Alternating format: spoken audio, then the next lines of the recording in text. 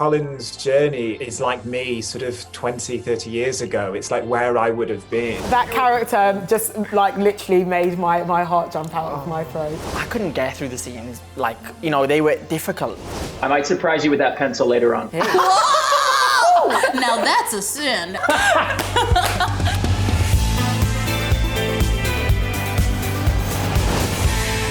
Welcome to the It's a Sin After Hours pub. And first of all, can I say, la, la, la. Look at us, we sound like an amazing choir. And I got here with me in real live, Clara Amfo, Radio 1 royalty. Hello. Thank you. And Strictly Royalty. Oh, You know, oh my gosh, royalty and mini, how many crowns do you have? I got a few. Callum Scott-Howells, who plays Colin in the show.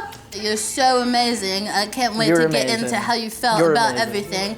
But hold on one second. We have joining us via Zoom, because he got tracked and traced, Nathaniel Hall, who plays Donald. Hey, Nathaniel! Hey everyone, hi from my bedroom in Stockport. Later we're going to be joined by the chairman of the Elton John AIDS Foundation, Mr. David Furnish. I'm super pumped about that. But first, let's talk about episode 3. Faggots be great. I did shop at Vaughan's, but I've started going Vivian's now.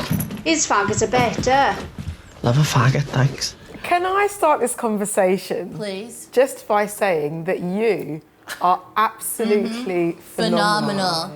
Phenomenal. It was just stunning to watch. You're so gifted. And that you were character gifted. just like literally made my heart jump out of my throat. It was amazing. Put it back in. Thank you. Like, can you tell us a little bit about Colin? He's just this boy, he's 18, he's very similar to me, like, you know, from the South Wales valleys. He moves to London. Get his keys. Yeah, getting the keys. He was so psyched about the keys. That whole thing we were doing, I was just like, because I've never opened shutters in my life. So Oh my like, gosh. even just like myself putting the keys, I was just like, this is cool. You know what I mean? Like, I actually loved it. So like, it's, you know, opening shutters. Like, I mean, it's so simple, but it's so like satisfying. Do you know what I mean? bet. Listen, the joys of retail are very real.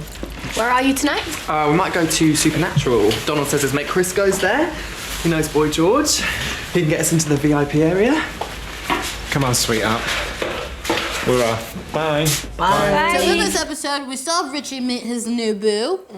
So excited to see him finally settling down-ish. You know what I'm saying? And Nathaniel, how was it for you to watch this episode? Watching Callum in this episode it just blew me away because so I'm HIV positive myself. I was diagnosed when I was 16. Colin's journey is like me sort of 20, 30 years ago. It's like where I would have been. You know, that would have been my fate. It really connected me to the history of HIV and AIDS. So I was just really, really bowled over. I went downstairs to get a hug from my mum and I was like, oh, I can't hug you because I'm self-isolating. Oh my God. So I just sort of cried on the other side of the lounge and went, I'm trying to hug you like this. We're sending you big hugs now. Yes. Like huge ones. And you know, recycle that salt water. Why not? Dude, that'll be your head. I'll be around. Jesus. Do you relate to Donald? I think Donald thinks he's a better actor than he actually is. I always kept saying on set, he's a bit of a drip, but all the other characters were like turning up in like beautiful shirts. We can be drips together now, because all I want was a suit for the whole thing, really. How did you feel about that? Was there a point where you were like, where is my mesh tank top? You know, like you see him, like Amari, like I'm not being funny, he comes on to He set. had some looks. Literally, like he comes on and he's in like these tank tops and he's looking. Yeah. I mean, like even him, his figure. Come on, like he's amazing. Each of the characters, I mean, it's like the Spice Girls. Everyone brings their bit to the table. Bed, not a spare room. It means sharing with me, but I don't mind because I'm out most nights. And if it likes the rent, I'll share with Mary Whitehouse. What do you think? Well, I'd like it very much. I could give you a reference. Sod that. It's an 80 quid deposit. Cash. Have you got it? Yeah. Girls, the rent's back down to 20 quid. For me, I love his innocence. You know, when you see your mum like find out, and just the way that it's spoken about, it's just it was just heartbreaking to watch, and seeing that juxtapose your character's innocence was just like quite difficult. Yeah. You know, saying that he was disgusting, you know, she has the shit like posted in a letterbox. It's just like he's just this, you know. And the sweet mommy. Mommy was so sweet as well. Andrea Doherty, she is a powerhouse. They're a nice little gang, your mates. I like them. They're nice. And they're funny. A bit different, aren't they? I was thinking, they're a queer little lot, I suppose. What's that? Women. Oh, yes. Yeah. You've come to an expert there. What's your problem? Well, I think that's nice. Oh, have you tried? Yeah. You know, we'd be doing the scenes in the house, and like I couldn't get through the scenes. Like, you know, they were difficult. Like, because Andrea is so maternal. Like, it was moments on set where you just go like, "Fuck! Like, this isn't supposed to feel this way. Like, it's supposed to be acting, but it felt more like reality." Do you know what I mean? Sometimes because it's just Russell's written it so well. Hello, I'm here to talk about bits of the script that fascinate me. The trickiest bit in the whole series, I think, comes in episode 3, where it took a lot of nerve to write, and I had a lot of doubt about writing it, and I tried not to do it, and then I thought it was a good idea. It's basically that there's a whodunit around who slept with Colin, about how Colin contracted the HIV virus. Colin can't have AIDS. He's never had it off with anyone. Don't be stupid, of course he has. He's never said. Well, when did you actually talk to him instead of taking the piss? You know, it then gets revealed that he was having sex with his landlady's son all those years ago, which I think is very true. There's something very true in that. There's a lot of closeted men who will have a sex life and not tell anyone about it. What I worried about was making that whodunit in a show that's being very sober. I literally sat here thinking at this desk, thinking, you can't do that, you can't do that, you can't do that. I did do it. Sometimes you have to take a deep breath and do these things. I like it now. Actually, now at the end result, I'm very pleased. I think it closes Colin's story off beautifully. But out of all the things that happen in this show, that is the one I worried about the most. Richie, dickhead, ghosting Donald. Woo!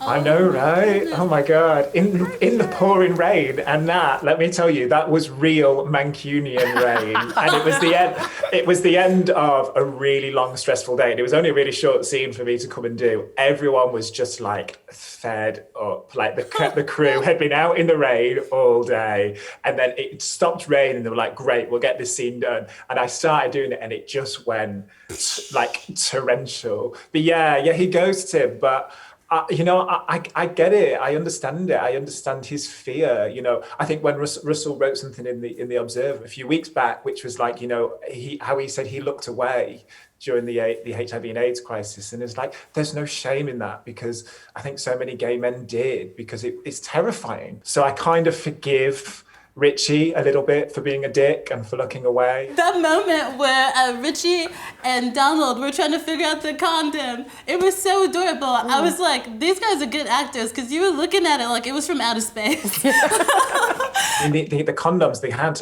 like condoms in original packets from the 1980s, and they were like, we have 5 of these. That's all you've got. And I was like, you know, like trying to make sure I got the lines right, and like, Oh, God, Ricky. Right, I don't know if you realise, but this is going to be, I think it's just going to be educational to people, like fundamentally, as well as just like, an enjoyable drama, even though obviously it's about something really sad. There are moments of just like pure joy in the show as well, though. Yeah. It's not all no, it is. doom and gloom. Life with HIV now is fine. I'm really healthy. I'm the healthiest I've ever been. I take a tablet once a day. You know, I'm now what's called undetectable. So that means that I can't even pass HIV on to my sexual partners. And I'm going to live a long and healthy, happy life, and probably get old and wrinkly and wet myself in an old people's home just like everyone else. You know what I mean? So come on, incontinence. And you give such a brilliant performance. Thank you so much for joining us in the After Hours pub. We appreciate it. Nathaniel, everybody! Yeah!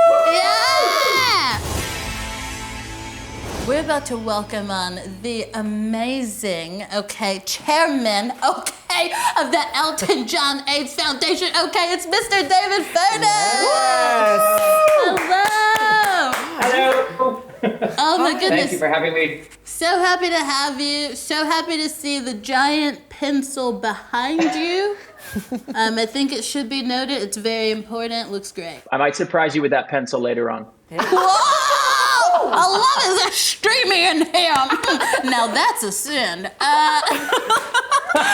What led to Elton John founding his AIDS Foundation? Well, in the 80s, when AIDS started to appear, Elton was a drug addict. And he felt a lot of shame that he didn't step up and do enough. As a high-profile gay man, he felt he could have done more. And he watched so many friends. He lost so many friends. When he got sober in 1989, he felt a real deep sense of debt to redress that balance. It's what we do now. The most important thing is access to testing. Everybody that thinks they're at risk should know their HIV status. So if we can just get everybody in the world to know their HIV status, and if they're positive, to get access to medication and stay on the medication, we can literally stop all new infections in their tracks. And if you're at risk and you're negative, there's this great thing called PrEP, which is you are negative and you take 1 pill a day. If you have sex with someone who's HIV positive, you will not pick up the virus. We're going to end this disease in our lifetime, and we've never seen anything like that before. So as a society, we always work better when we pull together and help each other out.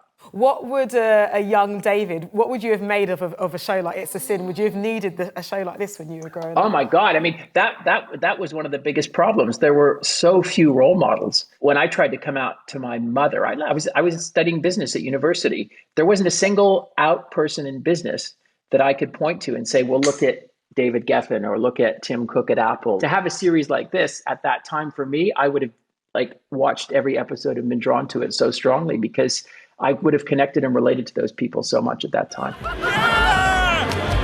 Do you have any fun memories of the 80s to share? Oh my God, the music, the clubs. That was the one thing I loved about the series is there's so much great 80s music in it. David, did you listen to a lot of Elton's music? Great question. I did in the 70s. I didn't really in the 80s. I kind of checked out. You just got a bit bored of it. As closely as I did this. All that great electronic music. That's what I was drawn to at that time. And Elton was making that kind of music. So that's a very tricky question. No, answered beautifully.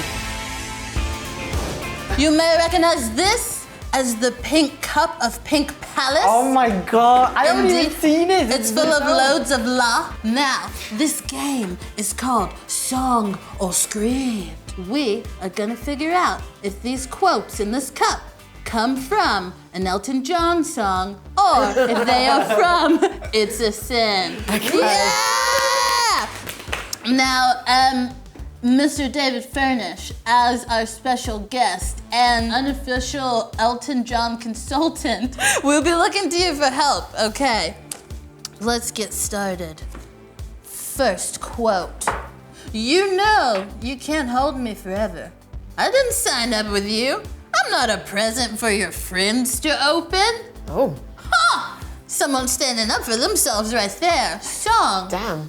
Or script. Well, I know that's not Benny and the Jets. I'm gonna say script. Okay, you're feeling script? You're feeling script? Mr. David Furnish, what are you thinking? I'm gonna say song. Song. I'll say song. I'm gonna go in team. Oh! I want to say that I love you, I respect you, you're beautiful. In this case, you are wrong. This is indeed a song. This is from Elton's Goodbye Yellow Brick Road. Oh no! Yes. He's saying goodbye. He doesn't want to talk to Yellow Brick Road anymore. Damn. There's the real world where we've been living together for all this time. Song or script, Colin? What do you think? Script. That's one of Henry's lines. Yeah. You should know it because he did say it to you. Indeed, this was said by Neil Patrick Harris in episode 1. Okay, I think we have time for one more. I took a chance and changed your way of life, but you misread my meaning. Clara. I feel in my heart I can hear that accompanied by a piano. Yeah. And I feel that Sir Elton John has sung those words. Yeah, it's a song. Do you know what? You hold on to that confidence. It is well earned, well deserved. You are right! Yeah! This is from Don't Let the Sun Go Down on Me. Fabulous. Bam! Great The best, song the with best. loads of good lyrics. Oh, gang, this has been such a joy. Thank you so much, Mr. David Furnish, for joining us. Thank you, Clara. Thank you, Callum Scott-Howells. You can join us again next Friday after episode 4. I'm sure it'll be a juicy one.